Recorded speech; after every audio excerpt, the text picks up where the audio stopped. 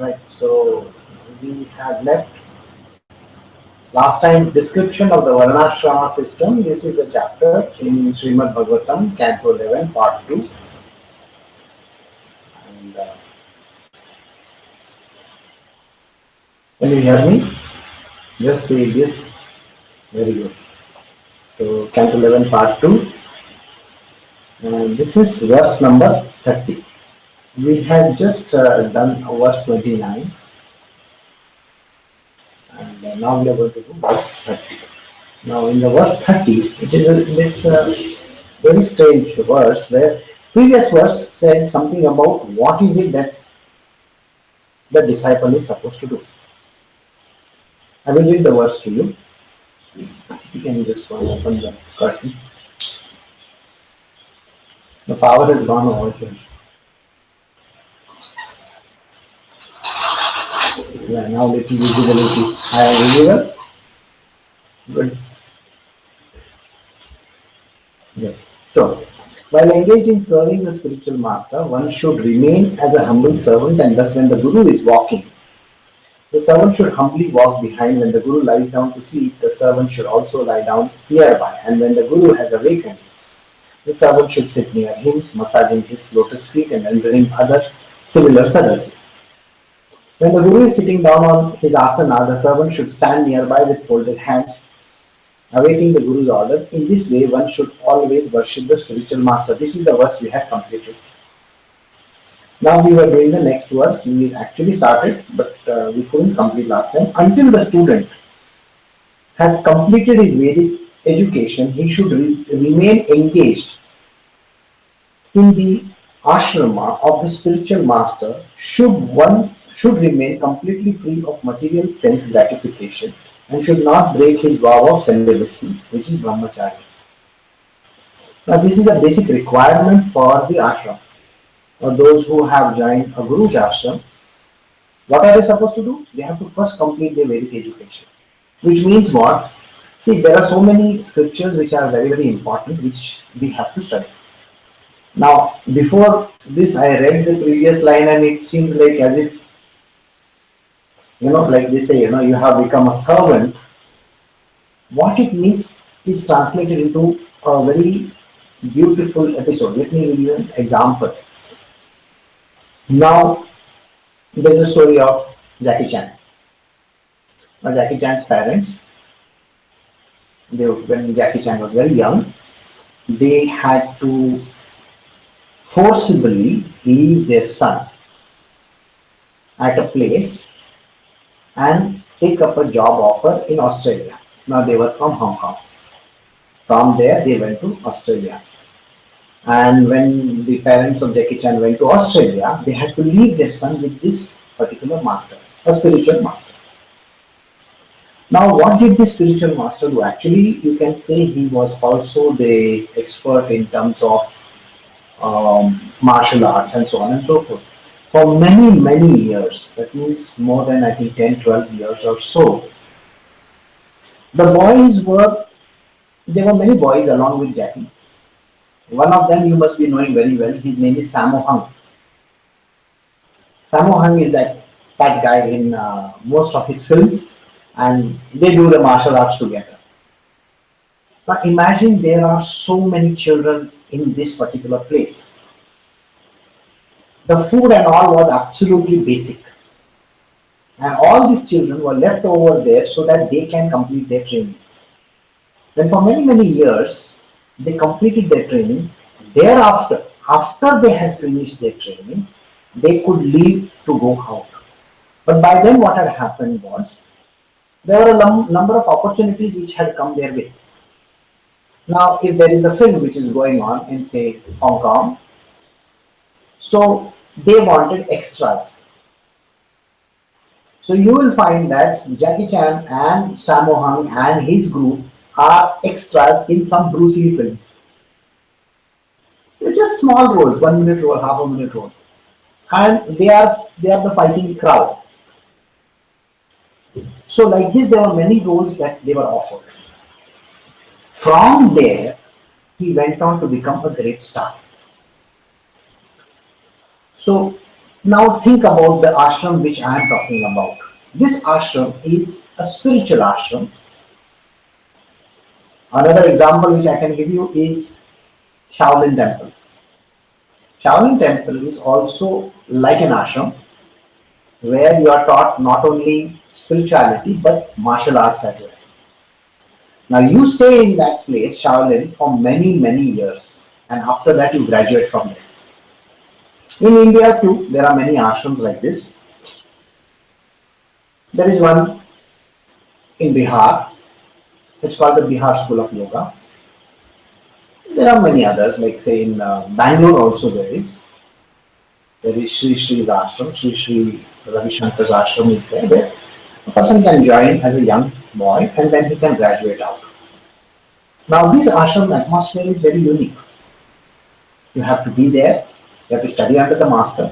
The master is the soul and soul of everything over there, and you have to bow down to his wishes. And basically, you are literally doing everything. Those who have seen 36 Chamber of Shaolin or various other films will definitely agree that the students are passing through grueling tests. It is literally very tough. So think like that for an ashram. See, today you are sitting in an urban atmosphere. For you to understand what an ashram life would be, not possible for you to even grasp it. Think about it today. If you don't get a particular uniform for school, you are upset. And suppose you have an annual day function and your parents say, no, we will not be able to give you this uniform or some such kind of a thing, you get upset. You don't get a pen or a pencil, you get upset. But in the ashram, there is no such thing. Everybody is treated on par. Everybody is treated, according to what this verse says, literally like a servant. Now, the next thing which you are supposed to do, once you have to complete the entire course. The course comprises of all the Vedic literatures. Starting from the Bhagavad Gita onwards to Veda, Shastras, everything, the works. Once that is over, what kind of an education? This is theoretical. There is a practical aspect to it also, where you are taught various other practical techniques, methodologies. You are given a japa, a mantra. A mantra is a syllable or a word or a group of words which you are supposed to repeat them on a continuous basis. You must have seen some people carrying those, beads which they roll in their hand, and they keep on saying the mantra, one mantra at a time. So let us say somebody says Om Namah Shivaya, Om Namah Shivaya, Om Namah Shivaya. They are twirling the beads backwards like this. Now, that is a mantra. Now, the mantra could be given to you. And you have to say that. How many times? Crores of times. Those who don't understand crores, maybe they can understand 10 million or 20 million or 30 million. That many number of times you are supposed to say. Now you calculate how many years it will take for you to say. Let us say if I have given you a mantra which says Hare Ram, Ram Ram, Hare Hare, Hare Krishna, Krishna Krishna, Hare Hare. Now you say this mantra once. Then you say it again. Hare Ram, Ram Ram, Hare Hare, Hare Krishna, Krishna Krishna, Hare Hare. Twice. Now say this a million, 10 million or 20 million times. So there comes a time where you have completed that particular number of times to say. That is called Puraschaya. You have finished it. You have finished the number of times. But you can't stop. You have to continue. So mantra jap is given. Certain yogic exercises are given. Breathing exercises are taught. Basic functionality in this world, like say for example cooking, driving, so on and so forth. All these also, it's not that you are not taught all these things. You have to learn everything. It is more like a residential school, but much more tougher. When you see your parents, when they send you to residential school, definitely they are expecting a swimming pool over there, this, that, so many other things, isn't it? Play tennis, golf, all the big high funda schools will teach you all that. But here, this is a school where basics. You may have to sleep on the floor. Then what happens? And you are staying in a very cold place. So now think about it. These are the things which may be different in this. So what happens is the student has to complete the Vedic education and he should remain engaged in the ashrama of the spiritual master and should completely be free of material sense gratification. You cannot bring a chocolate or you cannot get things which you feel are going to give you some kind of a sensual gratification. No, you cannot. Many a times you see when you are traveling by air, have you seen the monks are traveling with you? The monks may be traveling in an economy class. They are wearing those orange clothes or some such type of clothes, and they are just sitting over there. Maybe they are rolling the beads or doing something. But if you see them going to some fancy location, maybe there is a Starbucks over there, and you see a monk sitting in a Starbucks, is definitely a no-no. You cannot have a monk sitting in a Starbucks. No. But idea is to be very, very basic. Those who have seen the sisters, in the nuns, I'm sure there are lots of students from schools which are, Catholic schools, Christian schools, and they have seen their priests or the nuns going in very simple attire. They live a very simple life. They may go to meet some distant relative of theirs once in many years. So it's exactly like that. So the atmosphere of an ashram has to be exactly like this. And just like the monks, just like the nuns cannot marry, same way you will find that these students over here are supposed to have celibacy, brahmacharya. So now we will do verse 31. So this is Canto 11, Part 2, description of the Varnasrama System, verse 31. We are starting from here. Traveling students decides to ascend to the Mahalok or Brahmalok planets, then he should completely surrender his activities to the spiritual master and observing the powerful vows of perpetual celibacy, dedicate himself to superior Vedic studies. What is the meaning of this? What is this lok? There is a Mahalok and there is a Brahmalok. So there is a student who is learning these techniques, various studies in the ashram. What is he doing? Think about it like this. Now you are in some fancy school, right? You are doing your regular studies. While you are doing your regular studies, you may be also learning music, right? Do you remember this very beautiful film? You see, I keep on relating to films, so you'll have to pardon me if I relate to film because it's a very beautiful thing. If I relate you to one particular film where the young girl is a singer and Jackie Chan film again,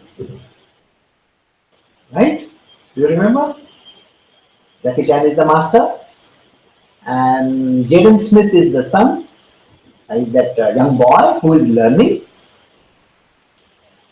and he is in love with this young girl and the girl is a music student.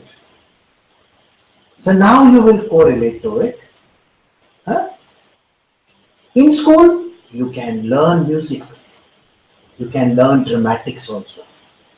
So there are certain other departments which you can be very good in. Some people are good in, say, politics. Maybe they will understand how politics works. And some people are interested. You require leaders in school.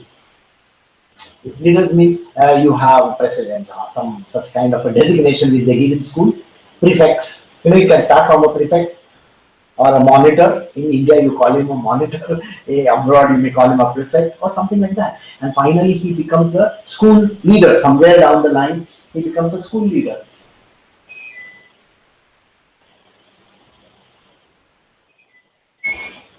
So, this person, I was the prime minister of my school, so I can correlate to it. And everybody was scared of me. We had 2,000 students, and yes, I was the leader of the school. So conducting assemblies to so on and so forth. So you also are a part of a political regime over there. So you can take part in that. Sometimes you are from a swimming, you have these swimmers and so on and so forth. Exactly on the same lines, imagine there is a student in an ashram who is learning to join a particular place, which is like a Maharlok. Harry Potter, Gryffindor, and all those other groups that were there. So definitely there are those different groups, and you can join that group and be a part of a very great structure. Exactly like that, there is a Maharlok, there is a Brahmalok. So these students may want to join them, may want to. So they follow a path which is along with their regular studies. So he is saying if the Brahmachari student desires to ascend to Maharlok or Brahmalok planet, then he should completely surrender his activities to the spiritual master and observing the powerful vows of celibacy, perpetual celibacy, dedicate himself to superior Vedic studies. So you get onto a higher knowledge. The basic student has to do the basic studies. But if you want to graduate to something different, you will be trained in still higher knowledges. Okay? So now you can understand how this system has evolved. Thus enlightened in the Vedic knowledge by service to the spiritual master, freed from all sins and duality, one should worship me as a super soul, as I appear within fire, the spiritual master, one's own self, and all living entities. So, enlightened in this Vedic knowledge. So, whatever the basic study that you are doing of Vedas, the Shastras, the basic study. And the most important thing is Seva. Seva means service to the spiritual master. You may say again, service to the spiritual master, why is it needed? Again, one example. Let us say, now I am joining Max Planck. Max Planck, I'm sure you know. Do you know Max Planck? Some of you may know Max Planck Institute. He is a great scientist. Okay. Now, or let us say if there is a great scientist in a particular place and I want to join under him. If you don't understand, let us say Amartya Sen. He is a professor in a very great college. Now I want to join that college because of him. Now what do I have to do? Do I have to become his apprentice or no? Those who have seen Beautiful Mind can tell you that. There's a beautiful movie called Beautiful Mind. You should watch it. It's about one of the greatest scientists of all times. It's a wonderful film to watch. In the same way, you will find that there are professors who are great in their particular field, and to study under them is so very important. So what do? Is you become their personal apprentice. Learning under this great master, doing all his dirty work also. Those who have seen Flubber will also tell you. This is great scientist, under him are those assistants, and they are supposed to do all that. So exactly like that. So that is called Seva Bhavana. You are literally serving the master. Once you have finished that, you come to a stage where you are free from all kinds of dualities in this world. Duality means God is separate, I am separate. God is separate, I am separate. God is outside somewhere. I am independent of God. So that this is the feeling that you have. That duality goes away. So you learn God is within you. You are not separate from God. This is singularity. One. And if God is in everyone, that means everyone is one and the same. So we become a homogeneous thing right round, isn't it? Homogeneous. Now, coming back to this, freed from sins and duality. Sins means all your karmas are finished. Once you are taking training under the master, all your karmas are wiped out. Then what a person should do? He should worship me as the super soul.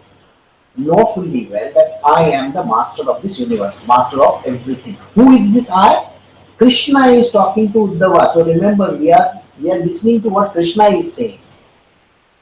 Right? So Krishna says, I am the master of everything. And now where do I appear? I appear within fire. Fire doesn't mean, you light a fire and then he's appearing over there. No. That is only in films it happens. No. Fire basically means any kind of activity that you do. You are eating something. You are drinking. You are walking. You are doing your exercise. There are so many things you might be doing. Even your studies. The Lord is in that. Think about it. If you are going to the gym and if you are on a treadmill, what is the idea of being on a treadmill? That you may want to reduce your weight, or maybe you want to increase your muscle power. I don't know, something or the other you are doing. Or you are lifting weights. You are in the gym, you are doing something. Why are you doing? The reason is there is a specific idea in your mind. You are doing it to keep fit. To keep fit is very, very important, so you are doing those exercises. If you are not confident of it, what are you going to do? You won't even lift the weights properly. Right? Have you seen some guys in the gym? They are doing like this. They may be lifting something and they are looking around here and there. You can't do that. You have to be focused. You have somewhere to go. In the same way you are doing marathon. You can't be watching the scenery around you, can you? No. You are eating. Just imagine if you are eating, this is not popcorn in a movie. Now watching the movie and eating popcorn is a different story. Here you are eating means you are having your food. Are you not focused in it? You are doing it with an intent. The intent is the food has to give nourishment. This is the reason why you are doing it. Think about everything that you do in this world. Are you not having the idea that you are doing it for a certain cause, for a certain benefit, for certain reasons? So are you not going to put in 100% energies into it and focused in it? So whatever that you do, you have to put your energies into it, focus on it and do it with absolute dedication. And that is what we say, being the Lord in it. You have to find the Lord in it. God. God is supposed to be the highest thing, isn't it? So, if I treat myself like an ordinary human being, what will I give to my own self? I will not even be bothered about it. I will say, I got 50% marks in my examination. I am a mediocre student. No. What are you doing? Are you not saying, I am the best student, I want to score marks, I want to do this, I want to do that? Exactly how you are doing, isn't it? You are giving yourself that credit that you are the best. That is the fire in you. Understood? So activity, connected to any activity, whatever that you wish to do, you put your 100% in it, it's called the God in it. The spiritual master. That means you have to worship the spiritual master. If you don't treat your guru with respect, do you really think you will get any knowledge? You play truant in college sometimes. Some of the lectures you really want to bunk. I am sure those who have attended college over here have bunked 100% some lectures. I hate that maths teacher, and you will not want to come for that class. Fortunately for me, our college was in such a way that it was at different levels like this. And I used to sit on the last bench, and there was a window next to me. I could easily slip out of the window and go to the nearby theatres. So many a times I have gone and done that. Yes. And because I couldn't understand what the teacher was telling, and maybe I was not keen on that studies. Could be that. So you definitely have to bunk the class. This is what you do. That means you are being a very bad student. So think about it. I was a bad student in my college. This is not called giving respect. You have to give respect. You have to be true to what you are studying. You should be good to your teacher. So worship the teacher. It's extremely important. Remember, if you are an intern or if you are somebody who is doing apprenticeship with a master, and if you are not nice to your teacher, he's not going to give you anything. You know that 100% for sure, isn't it? So are you not going to lagaw him enough maska, amul butter? And then you want him to, give you good marks and all that. This is how it is. Those who have to submit their, thesis or whatever, they can definitely tell you. They cannot take panga. You understand panga is a Bombay language? You cannot take panga with their teachers. Alright? Because if you take panga with your examiner or your teacher, you are not going to get a PhD. So that way. One's own self. I think I told you about one's own self. Till you do not understand the God within you, you are not going to do anything for yourself. You are going to be a waste. And all the living entities. You have to look at all the living entities as a part and parcel of the divine. So these are the things which you need to do. Those who are not married, sannyasis, vanaprastha and brahmanas, brahmacharis, should never associate with women by glancing, touching, conversing, joking or sporting. Neither should they ever associate with any living entity engaged in sexual activity. Now, this is something which, the idea is what? Not to associate. What do you mean by not to associate? First and foremost, when there is something on your mind, you are never going to be focused in your world. Day before yesterday, in Bangalore city, those who have gone in a bus, all the women, those who have entered the bus, how crowded the buses are. So there was this man who was tying his stunts with a young woman in Bangalore city. Now, there is a new kind of a police van that they have come up with. There are 50 vans in Bangalore, and they are called the Pink Brigade. Pink is to help the women. So this girl who was being sexually harassed by this man from wherever he was standing, she was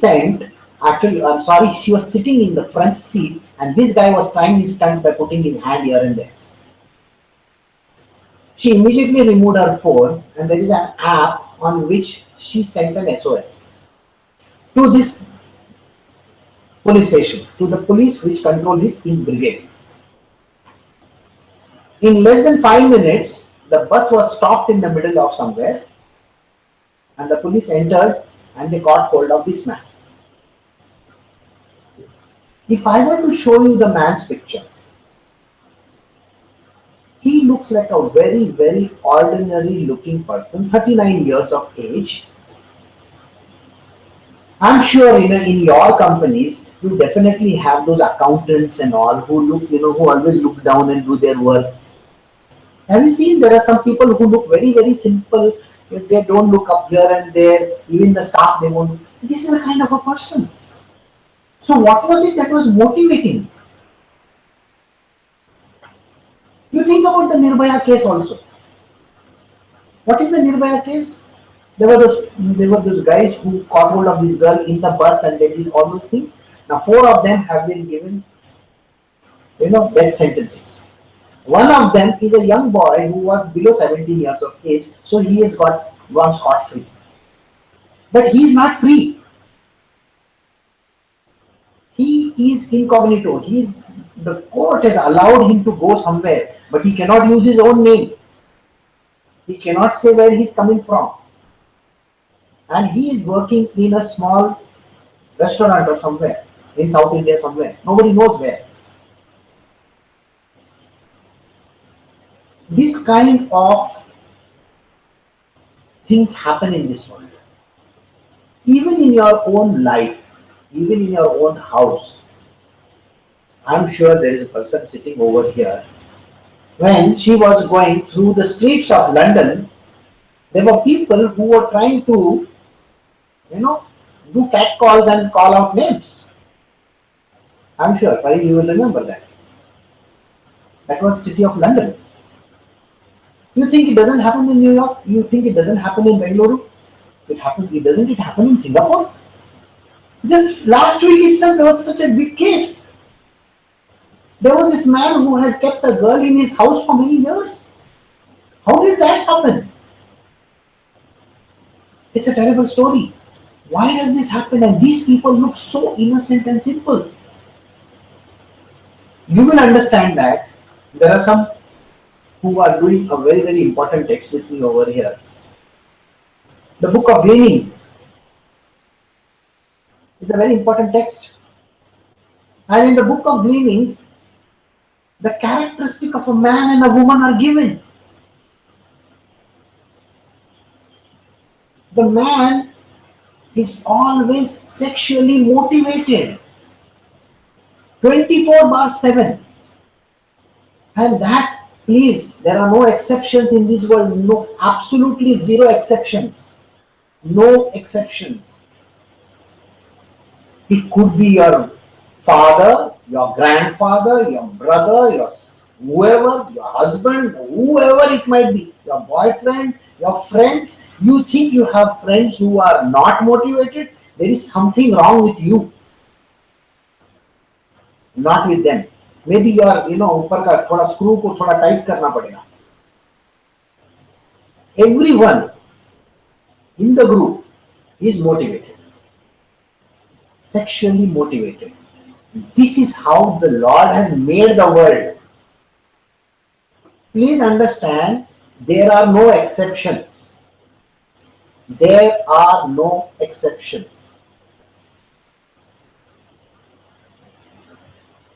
And those who think, there was a very, very, very odd film which had come 2 years ago. I'm not going to name the film, but there is this old man and there is this young woman, and she is found on the streets. This woman is found on the streets. This old man brings her home and tends to her, takes care of her. And then the whole movie opens up. Okay? It was 100% a kind of a pornographic film which I wouldn't advise anybody to watch. 2-3 years ago the film had come. The person is, in the end, he is a homosexual. So it is shown that he is not interested in the woman. But at the closing of this film, this man assaults her. How does that work? So you mean to say that these people who are of a different kind of, category that they think they will not do anything? The nature has been made like that. What makes you think that they are different? So please, every man is motivated sexually. Every woman is also motivated in the same way. There are no exceptions. Some people say, I have a nice cat. Just pet her and see. But what is cat's nature? She does like that, no? So please, don't be under wrong impressions. Don't be under mistaken you know, that, oh, this is not going to happen. If you want one more example, I can tell you. There was this great guy from Animal Planet who always thought that he could go and touch whichever animal he wants. He was touching those alligators and crocodiles and this and that. He was an Australian. Finally, do you know that he got eaten by a animal only? And that too, what kind of an animal? It was a Komodo dragon. Komodo dragon is 1/10 the size of an alligator. So how can you take it for granted that that animal is not going to do anything to you? It is their inherent nature. So please understand, it is the inherent nature of that animal. For the cat to do this, for the snake to bite, for the Komodo dragon or the alligator to come and bite you, for the man to be sexually motivated, and for the woman to also be like that. It is ingrained, it's in the blood. So don't say that it is not. So now you will pay attention to the verse and you will understand why Krishna is so particular about it.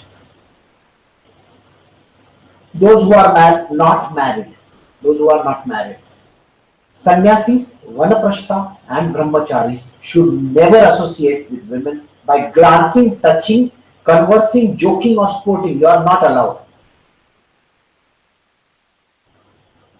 And that is a very, very strict rule in an ashram. For many years, Buddha did not allow women in his ashram. Buddha was very clear. Only males, no women. And then one day Buddha went to his native place, Kapilavastu. You know that place? In Nepal. And there, his wife was in the window. She was looking out. She called her son Rahula. See, your father is coming.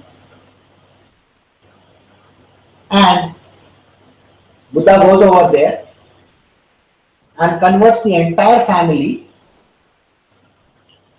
into Buddhism. And at that point in time, his mother says, I want to join your group. Do you know what the group is called? It is called a Sangha. Sangha. Sangha. Draw that big one.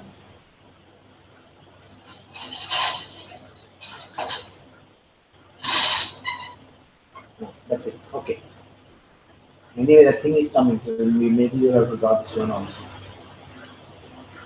Have you heard of this thing called Buddham Sharanam Gacchami? You know this. Most of the Buddhists, they say, "Sir, you have to completely close it. Can you see that this is coming over here?" So I'm sorry, the light is falling on the camera, so there is a glow. So I have to see. Close it. Buddham Sharanam Gacchami. You know that the words which says Brahmam Sharanam Gacchami, Sangham Sharanam Gacchami. What is Sangham? Sangha. Sangha means a group. So in the Sangha, women were not allowed. And when Buddha met his mother, he told her point blank, I will not take you. But there were 4 of his disciples, primary disciples, who told Buddha, she's an old woman. It's okay, you can take her, it does not matter. And so the women's group was started. And then there was a women's group and there was a men's group. And then, as usual, things went on. Think about it, those who have joined a school which is only boys or girls. How is the motivation? The girls' convent or the boys' convent, those who are from the girls' convent will definitely tell you. And the boys from the other schools, when they come for the annual show, oh my God, it's so beautiful, it's Justin Bieber. And now it is, oh, Sheila, it's so nice. What is that all about? It is everything to do with that only, isn't it? So whether it is a girls' school or a boys' school is the same thing going to happen. So Buddha was very clear. He wanted to separate, but he was not allowed. He was not allowed, and they had to bring in the women. Now you may say that dress, garments doesn't evoke that kind of a feeling. I will give you a very good example. See, I come from a college where every girl was dressed in a sari. Alright? So you mean to say nobody looked at them? Everybody was looking at them. It was a topmost college, and now I come from this, my hair is white, so definitely you will understand I come from an age where wearing sari to college was a great thing. And then salwar kameez, and then all those things happened. That's a different story. But think about it. During those times also it was the same thing. That is the reason why Krishna is very clear in what he is saying. He says you cannot associate. No, nada. No, nothing doing. So you will find all these Babajis, they go and sit in the Himalayas because they don't see women over there. That is the reason. So you cannot talk to them, you cannot laugh with them, you cannot joke with them, you cannot do anything, you cannot think about them. Neither should they ever associate with any living entity engaged in sexual activities. You will find that most of the ashrams, they cannot have even a dog, two dogs mating over there. You are not allowed to see that also. No. So all this is no. And this is what Krishna is saying. But our thinking is different. There are people who want to get married, they want to settle down in life, they want to do this, and they want to have children. I don't know what all things people want to do in their life. But whatever that is, you cannot be a sannyasi. Right? You cannot be a vanaprastha. Then there must be some other path, so we will do that also. The Varnasrama path for other people is also mentioned, so let us see. My dear Uddhava, general cleanliness, washing the hands, bathing, performing religious service at sunrise, noon and sunset, worshipping me, visiting holy places, chanting japa, avoiding that which is untouchable, uneatable or not to be discussed, and remembering my existence within all living entities as the super soul. This principle should be followed by all members of the society through regulation of their mind, words and body. This is a rule for everybody, not only for the people those who are in an ashram. What are the rules? Basic rules. General cleanliness. You can't be dirty. You have to take a bath, you have to look nice, you have to dress nicely, everything. You have to do it perfectly, isn't it? You can't be dirty. See, when you see the homeless people in the streets, they might not have had bath for many days. Would you like to go and sit next to them? Would you like to shake hands with them? No. The understanding is there should be a general cleanliness. Washing the hands, bathing. Washing the hands and bathing? Why should I wash my hands? People have said this, when they go to eat food, sometimes they don't wash their hands. They directly sit. In India, we eat food with hands. I want you to think like this. The guy who is serving you has just done his nose. Would you like to eat from his hand?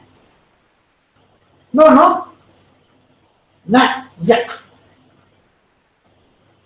So if you don't like him to, serve you, what are you talking about? So it is important to have that kind of a washing your hands is important. Bathing is important. Performing religious service at sunrise, noon and sunset. Unfortunately, in India, nobody has put a gun against your head. In India, those who are Hindus, nobody has ever told us, ये prayer बोलने का जरूरी है. Nobody has ever told us.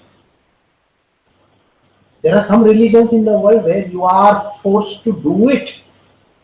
And whether you like it or not, you have to do it. What is it that you have to do? 5 times you have to go and say namaz over there, isn't it? It's important. But here, not once do you even look in the direction of God and say, "Hi God, how are you?" But if it is in your office, you will say good morning, good evening, good night to everybody. It's a basic requirement. Can we not just have a little conversation with this God? So it's important to at least say a prayer. At least. There are these married people over here who have never taught their children prayers. It's important that you teach at least a simple prayer. At least in Catholic schools, we were taught in the name of the Father and of the Son. We were taught that much. And then at least, grace before meals, bless us, O Lord, and this, that. At least that much was taught to us. In a Hindu household, not even that is taught. Has any Hindu child, have you ever seen him say grace before meals? He doesn't give a damn. Why is that? We don't give any importance. So here Krishna is saying, give that little importance. Morning, afternoon, and night. At least say, at least his name. At least name, one name. Like they say, Jesus. Oh my God. If you have to say, OMG, right? Jesus, 4-letter word. Like that, at least you say Krishna, 4-letter word. Okay. At least that much you take his name. Come on. ...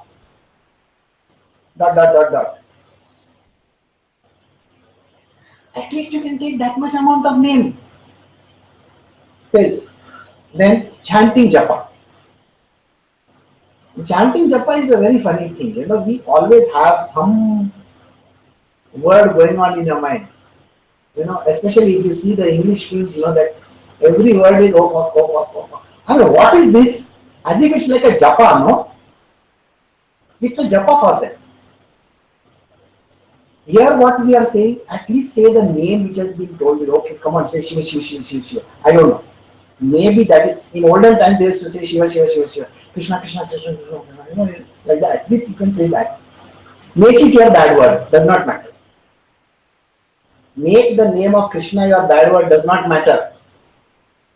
Jesus बोलता है ना वैसा ये कृष्णा बोलो कुछ भी चलेगा Jesus का नाम लेगा तो भी चलता है बुद्धा बोलेगा तो भी चलता है at least say that word make it your जपा at least that way you will take his name avoiding that which is untouchable. What is untouchable? Now you will say, what do you mean by untouchable? You are talking about scheduled caste, scheduled tribe. No. Untouchable means there are certain things you can't touch. Right? Have you ever tried to touch a crab? A live crab for that matter. No, you don't want to touch a live crab. It's going to come and bite you. Same way you will find that there are lots of things you can't touch in this world. If you ever go to, say, Bulgari showroom, you can't go and touch the diamond over there. How much is this for? You see, we Indians, we have these habits. ये कितने का है? In a Bulgari showroom or in a Tiffany's, there is no ये कितने का है. Even the scarf in a Hermes showroom, you can't go and touch it. There are scarves in a Hermes showroom. You can't go and touch it. I'm sure you remember the scene from Pretty Woman where they look at her with disdain. Like that. So there are certain things which you can't touch. So you have to stay away from those kind of things. One more clarification. Smoking, drinking. Are we not telling our children, don't smoke? If you see with a cigarette in hand, don't you get a little bit upset that that person is smoking? So that is non-touchable. Nowadays it is drugs and everything is become so common, that is also untouchable. Please don't do that. Uneatable or not to be discussed. There are certain things which we don't discuss. And remembering my existence within all living entities is the supersoul. This principle should be followed by all members of the society through regulation of mind, words, and body. So you have to understand this is what we got to do. We have to understand and follow the system. A Brahmana observing the great vow of celibacy becomes brilliant like fire, and by serious austerity burns to ashes the propensity to perform material activities free from contamination of material desires. He becomes my devotee. A Brahmana is the person, it's not a Brahman, the guy who is wearing the Janevu mono. A Brahmana is a knower of Brahman, is a great spiritual person. This person, when he practices this kind of austerity, staying away from all kinds of wrong stuff, and last week we did something which is called the semen is not supposed to come out. Isn't that what was mentioned? I did clarify to you, but I'll just tell you in this because it says come over here. What exactly do they mean by that? In our body, there are two things which are important, which are the generative source for the future generation. That is generation. Something which generates the future generation. And that is called the semen. You will find that yogis do not allow that to be exuded out of the body because each semen contains the power to create an entire generation. Isn't it so? Just one sperm is sufficient to create an entire generation of the future, isn't it?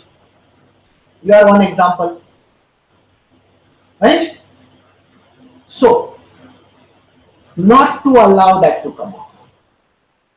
So there are some very, very serious techniques by means of which they do not allow this to happen. That is pulled inwards. And the power which is there in that one sperm is converted into spiritual power inside. It is drawn inwards. You may ask me, how could that happen? There are some great spiritual masters in India. Now this is something which I am going to say is slightly off color, but I'll tell you what they do. They take a bowl of pure mercury. You know mercury, how it is? A silvery thing. It goes like this. And with the technique which they have done, which they have understood, they can suck that entire mercury up their system through their penis.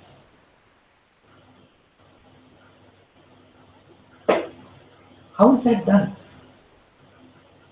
That means they have perfected certain techniques. So if they can do that, so these techniques which I am talking about, they withdraw the sperm upwards and the sperm's powers are used inside the body, inside the system. You can reach spiritual perfection by doing those techniques. I'm not going to teach any of those, so don't bother about it. I'm just telling you what can be done, what is possible. And it is 100% possible because that's how the whole thing works. It is possible. So here he is saying, he seriously burns to ashes the propensity to perform material activities. Free from the contamination of material desires, he becomes free. When you don't have a desire for those kind of crass things in this world, you are focused in one direction. When you are focused in one direction, you are only going to do that. You may need an example over here. Have you seen some autistic children? If you know some autistic children, and let's say the child has the ability to draw, you will find that that child is so engrossed in drawing throughout the day that the child is literally a genius in that particular field. Why? Because he doesn't have his attention in any other direction. Correct? It's exactly how you are supposed to. Or those who have seen their relatives playing video games. You know, those who see people playing video games, you know how engrossed they are? They are focused in what they are doing. Even if you tell them, have a glass of water, they are not even going to look in your direction. So how focused and how single pointed they are. It's exactly what Krishna is saying about the Brahmanas. They have to be single pointed, then they can get rid of all their material desires and they can come to me. A brahmachari who has completed his Vedic education and desire to enter household life should offer proper remuneration to the spiritual master, bathe, cut his hair, put on proper clothes, and so on. When taking permission from the Guru, he should go back to his home. Now, after completing your course, sometimes the person says, I want to get married or I want to settle down in my life. You will say, but you have become a brahmachari, why you want to? No. Even in other religions, have you not seen that there are some priests who are married, who are settled down in their life? There are lots of parishes across the world where the priest is married, he has his own children. So here also, Krishna is saying, suppose in case you want to go back to your society, back to your family, get married and settle down, that is also allowed, it's not a problem. The one who has completed, the brahmachari who has completed his education and desires to enter, desire is there, I want to enter my household once again. First, you have to give dakshana to your guru for completing it. It is extremely important to finish the lesson by giving dakshana to your guru. Whatever he asks for, whatever you think is the remuneration, that has to be paid. Bathe, cut your hair. Remember, you have that choti, one shendi is there behind, you have to cut that also. Because that thing was keeping you from getting into all this nonsense. You have to get rid of that. Put on proper clothes. Now you can't wear orange clothes and go to your house, no? You have to wear shirt, pant or whatever that is, dress and all that. So you have to wear all that and then you have to go back. Then taking permission from the Guru, he should go back to his home. This is the way in which the person who has completed his studies can get back into material world also. There are no restrictions. So, I'm going to stop over here and tomorrow we will continue with the next verse. So, verse number 38 is what we will do tomorrow. Alright, so we have just finished one particular portion. Alright, so we can stop there.